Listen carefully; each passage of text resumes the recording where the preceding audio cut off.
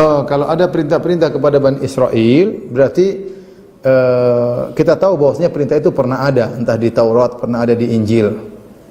Perintah itu berlaku kepada ahlul kitab. Jadi pertanyaan, apakah perintah tersebut juga berlaku kepada kita umat Islam? Ada khilaf di kalangan para ulama tentang masalah ini, khilaf dalam usul fikih.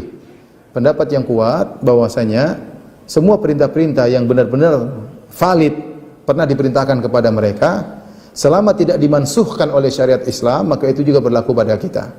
Maka itu juga berlaku pada kita. Oleh karenanya dalilnya apa? Dalilnya ketika Allah menyebut tentang para nabi dalam surat Al-An'am, Allah mengatakan ulaikal ladzina hadallah. Mereka itulah nabi-nabi sebelumnya itu, mereka dapat hidayah dari Allah. Fabihudahu muqtadi, maka ikutilah petunjuk mereka. Ikutilah petunjuk mereka. Tetapi kita tidak tahu apa yang diperintahkan kepada nabi-nabi tersebut kecuali lewat Al-Qur'an dan lewat Nabi sallallahu alaihi wasallam. Oleh karenanya Imam Al-Bukhari ketika berdalil tentang bolehnya mandi tidak berbusana sama sekali, dia bawakan kisah Nabi Musa alaihissalam. Nabi Musa dulu pernah mandi telanjang. Dan kemudian juga kisah Nabi Ayub juga pernah mandi telanjang, ya. Maka dan itu berlaku juga dalam syariat kita, tidak mengapa karena tidak ada hukum yang memansuhkan. Kecuali kalau ada larangan tidak boleh mandi telanjang selama tidak ada yang lihat, tidak ada, berarti hukum berubah. Jadi saya ulangi, kalau syariat mereka kebetulan bertepatan dengan syariat kita, seperti Bani Israel disuruh salat, disuruh bayar zakat, ya. Nabi Isa mengatakan wa awsani bis salati waz zakati ma dumtu hayya, bahwasanya Allah merintahkan aku untuk salat dan zakat selama aku masih hidup. Jadi ada syariat-syariat yang sama, ya. Tetapi kalau syariatnya sama kita kerjakan. Tapi kalau syariatnya sampai kepada kita dan tidak ada perintah khusus bagi kita, apakah boleh kita kerjakan? Ada khilaf di kalangan ulama. Pendapat pertama mengatakan tidak perlu, karena syariat kita sudah baru, sudah baku, tidak perlu syariat yang lama.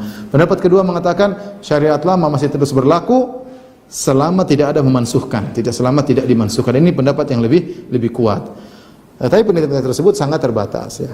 Contoh syariat yang sudah tidak berlaku seperti firman Allah kepada Bani Israel ketika mereka menyembah berhala sapi, kata Allah faqtulu anfusakum dzalikum khairul lakum inda bari'ikum fataba alaikum. Kalau kalian ingin bertobat dari kesyirikan karena menyembah berhala, maka bunuhlah diri kalian. Di Islam tidak ada lagi seperti itu. Orang berbuat kesyirikan, mungkin dia murtad, dia tobat, ya sudah, tidak perlu bunuh diri. Artinya dahulu yang ada yang menikah mereka atau bunuh diri itu disuruh dihukumnya adalah dengan bunuh, ya. Itu tidak berlaku lagi. Ini contoh syariat tidak berlaku lagi, ya. Tidak berlaku lagi. Contoh lagi syariat bahwasanya di zaman Bani Israel mereka boleh sujud untuk penghormatan. Seperti Nabi Yakub dan istrinya dan saudara-saudara Nabi Yusuf sujud kepada Nabi Yusuf alaihissalam, ya. Wa rafa'a abawahi 'alal arsy wa kharru lahu sujada. Kata Allah mereka pun sujud kepada Nabi Yusuf sebagai bentuk penghormatan. Sekarang sujud penghormatan dilarang dalam syariat Islam, tidak boleh. Bahkan Nabi mengatakan, "Lau kuntu amiran ahdan asjudu li ghairillah la amartul mar'ata an tasjuda li zawjiha." Kalau saya boleh perintah orang untuk sujud kepada selain Allah, saya akan perintahkan wanita sujud kepada suaminya sebagai bentuk penghormatan. Ini contoh syariat yang terdahulu sudah mansuh. Wallahu a'lam.